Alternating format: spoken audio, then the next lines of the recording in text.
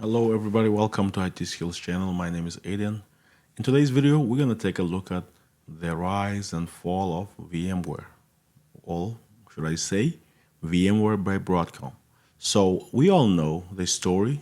I'm not going to make it into a longer video, but I made so many videos about it in the past when VMware was acquired by Broadcom in 2023 and how they basically alienated their demographics. People that were diehard VMware fans were not happy.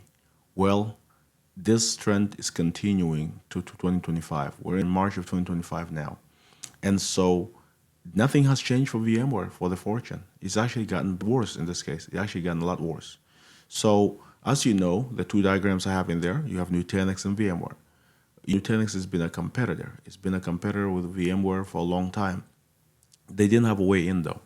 Nutanix needed help. What help they needed is for VMware to stumble. And not just stumble, but they needed VMware to stumble for a long time.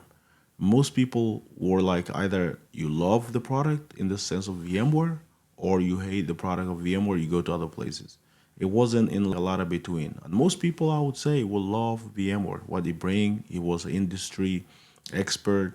They always felt like VMware was there from the beginning, so they didn't need to try this new fancy Nutanix or other Linux-based products like Proxmox. They wanted to stay with what they got, and that worked up until Broadcom purchased VMware. And with that purchase came with a lot of uncertainty for customers. For one thing, VMware by Broadcom changed by firing many people that were critical to the organization. But that's not all. They also went ahead and actually started shifting their license from perpetual to subscription based. Now you can say, well, VMware is actually just going with the modern times. Nothing wrong here. It's a lot of things wrong with VMware because many people stay with VMware because of that huge benefit of perpetual license. After that became subscription, it wasn't no more sustainable for any company to stay there with VMware. Even if they love their product, they couldn't just sustain it. They couldn't justify it. And you have companies like AT&T who filed lawsuit against VMware, which they settled out of court. We don't know what the settlement detail is. And we also have other companies, Verizon, I believe, or many companies are filing lawsuit against VMware by Broadcom. In the end, we know customers are unhappy. Small businesses, they have no chance because they're basically told, hey, you're going to lose all your package. In order to just use, let's just say, for example, in the case of subscription, in order to use Outlook, you have to buy the entire Microsoft 365 ecosystem. And VMware did the same setup where in order to use maybe VMware vSphere hypervisor, you may have to buy the entire package of something with VMware. So overall, why am I talking about this? Is because there's a new trend came out now. This new trend, I'm going to pull up right now. You're going to see it here. So here's a new article over here. As you can see, it says here, Nutanix recorded a double-digit revenue increase. Because, why? Because a lot of people started to flee basically VMware and go to Nutanix. And always been a kind of, let's just say, dual user. I never used only one solution. I liked both. But now I prefer Nutanix because of what it can bring.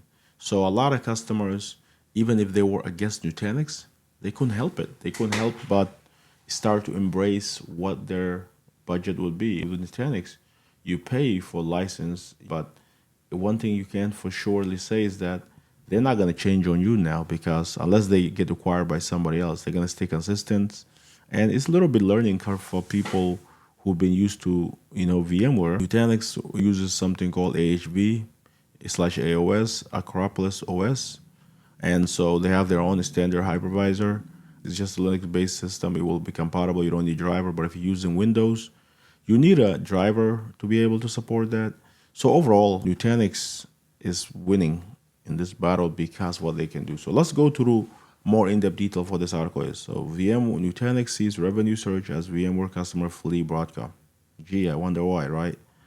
Nutanix recorded double, revenue increase. Nutanix has recorded double revenue because they've been selling product to disgruntled customer from VMware who jump ship to hyperconverged alternative. So nobody wants to be disgruntled, right? And if a employee is disgruntled, that's bad for company.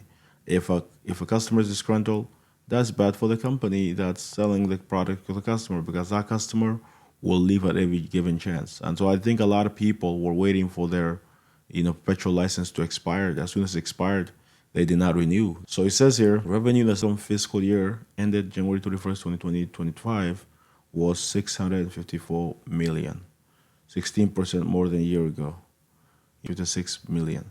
So 70% more than the last quarter. So you love to own Nutanix stocks now because they're deemed to be doing a lot better. Nutanix CEO and president said, the earnings call, we're happy to report second quarter result that came in ahead of our guidance. Happy with our standing performance. And this is all the financial data for people who are good at financials. Nutanix is surging and Broadcoms are basically helping their competitor, Nutanix, by making changes to customer facing product without really having a backup plan. Really thought this is gonna basically do what it did. Maybe they did. We don't know. Maybe the decision they're making will become good one day. But right now, in the current time of the article, go back to the end of it, Nutanix is by large winning this thing, this whatever game it is, whatever competition it is, they're winning it. And so we will see more of this for sure. And I'm excited to report to you guys. But for now, I'm actually, because I'm a Nutanix fan, this is it's like my ears, it's to my ears. I love it. And I cannot wait for more people to embrace the greatness of Nutanix because it's a good product. Let's be honest, it's the best product in terms of hypervisor, I believe, in terms of what it can do. I know VMware you can do something similar, and actually it's comparable in a lot of ways, but Nutanix does it in one singular, you don't have to install an additional component. It's just amazing. You've seen my Nutanix videos. I'm also making a new video because, side note, my hypervisor at home crashed, so I have to rebuild it. So I might do the entire rebuild experience in the video. If you want to see that, comment below. If you have any questions, concern about Nutanix, comment below. I love to, I've been working with Nutanix over 5 years now. Love the product. Even before Broadcom did the mistake they did, I always been kind of Nutanix has the edge. Now people are seeing it for themselves. So yeah, that's all I got, guys. Until next time, peace. It's almost like the gift keep on giving Nutanix. They don't have to do anything else. They just have to do what they've been doing. They can't afford to mess up anything. If they mess up, it can't be worse than Broadcom, right? Because Broadcom came from there and they did an open heart surgery to VMware customers product, and that did not work, looks like. Like their heart surgery did not work, and therefore they are losing a lot of customer faster than they can gain. And because of that, Nutanix are growing every single day in the expense of Broadcom, their competitor, in the expense of the world, let's just say, most beloved hypervisor, VMware. Yep. Until next time, guys, comment below. See if you would like to see more of the video like this, me reacting to, of companies like Broadcom. Until next time, have a good day. Subscribe if you haven't already. Consider becoming a member if you can afford to. That will help us so much. Peace out.